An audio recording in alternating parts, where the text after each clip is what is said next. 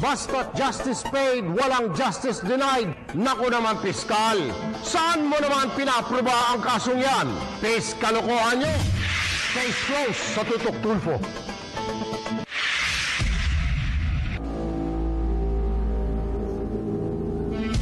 May problemang kinakaharap ngayon ang mag-asawang Arlene at Marvin.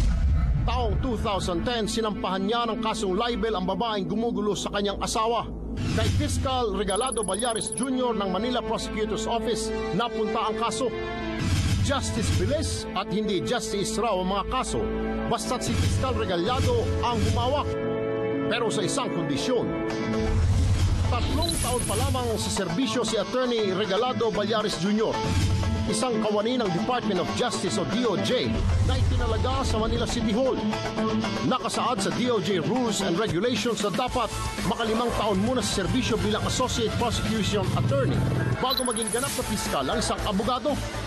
Pero sa pagsisiyasat ng Tutok Tulfo, napag-alamang nakapasok lamang si Attorney Regalado bilang Associate Prosecutor. Sa pagtutok namin sa reklamo kay Attorney Regalado, napag-alamang taong 2009 pa lang siya naging Associate Prosecution Attorney. Ibig sabihin, 3 taon pa lang siyang Assistant Fiscal. Pero ang aspiring Fiscal bagito pa lamang mukhang piskalagay na. Ayon sa Republic Act 3019 o ang Anti-Graft and Corruption Act, mahigpit na ipinagbabawal ang anumang uri ng paghihingi ng pera o regalo ng isang opisyal ng gobyerno. Muling sinubukan ng Tutok Tulfo na makaharap si Fiscal Regalado Ballares Jr. At sa puntong ito, humingi na kami ng tulong sa alkalde ng Maynila. Agad din niyang ipinatawag ang Chief City Prosecutor upang ipagbigay alam ang inilapit na reklamo laban sa isa nilang mambabatas. Yung mga ganyang mga bagay-bagay, siyempre hindi pinapayagan ng Chief Prosecutor yan. Kaya ako mapapaya ko sa inyo, pagbigay alam ninyo kay Chief Prosecutor Joe Lopez. Ang order ni Chief Fiscal ipatawag ang sumasideline niyang assistant. So dumating si Fiscal, tinanong siya ni Chief kung tumanggap daw ba siya ng pera galing sa akin. Ang sagot niya, wala daw siya natatanggap na pera. May ebidensya daw, kung may ebidensya ba daw ako. Sabi ko, alam niya naman kung ano yung totoo eh. May nagpadala ng alak, regalo daw. Iniwan nga lang sa pintuan. Ang totoo nun, personal sa kanyang inabot ng asset ng Tutok Tulfo yung alak na hinihingi niya. Tapos tinanong ng chief kung bakit daw nakipagkita siya sa akin. Kasi ang kulit-kulit ko daw, tawag ako ng tawag. Kasi gusto kong i-file niya yung kaso. Binibigyan ko daw siya ng pera pero ang sabi niya, hindi pwede, wag daw. Kaya sa gigil ko kasi napakasinungaling niya, ang sabi mo, wag dito. Kasi nag-iingat ka. Doon na lang sa labas. Abot mo sa akin pag naghiwalay na tayo. Sa labas po? After nun, sabi ng Chief Prosecutor, file na lang yung formal complaint para mag-file na lang kayo kung may ebidensya.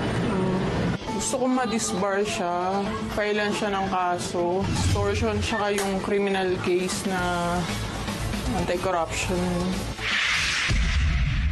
Ayon naman sa Department of Justice o DOJ, dalawang maaaring isampang kaso laban kay Fiscal Ballares. There are several cases na pwedeng ma-file against him. It could be in the nature of an administrative case, administrative complaint. It could also be in the nature of a criminal complaint. Kung dun sa aspetong kriminal, pwedeng masampahan siya ng kasong paglabag sa Republic Act 3019, Anti-Graft and Corrupt Practices Act. Kasi nakasaad dun sa batas na yon na bawal ang isang kawani ng gobyerno na manghingi o tumanggap ng kahit na anong bagay o regalo, lalong-lalo pa kung ito ay may kinalaman sa kanyang gagawing tungkulin. Another possible criminal case is a case for bribery. Dahil kung halimbawa mapatunayan na siya ay tumanggap o nanghingi ng pera at ito ay may kinalaman sa gagawin niyang hakbang o aksyon, but it will tend to favor the party na nagbigay sa kanya ng pera. Yung administrative case, administrative complaint ay maaaring isampa sa Department of Justice. Ang magiging kaparusahan nito ay dismissal from the service. Hindi rin biro ang harapin niyang parusa sakaling mapatunayang nagkasala. Bribery is punishable by a penalty of at least 6 years and 1 day, not more than 15 years. At ang magiging kaparusahan niyan, pwede siyang tanggalin sa serbisyo. Yung dun sa puntong matanggalan siya ng lisensya, kailangan niyan magsampa ng panibagong kaso o ibang uri naman ng kaso yan. At ito naman ay isasampa sa Supreme Court, sa Office of the Bar Confidant.